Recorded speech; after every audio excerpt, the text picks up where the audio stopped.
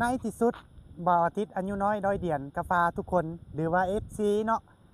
มาฮอดจุดหมายปลายทางเข้าดินจะสันบ้านหลวงควายเฮาเนาะ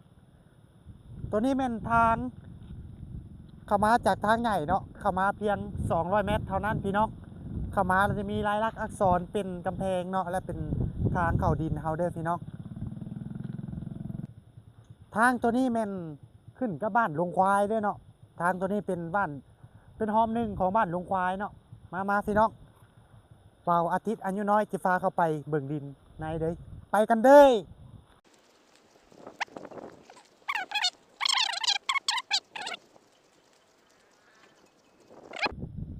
ที่สุด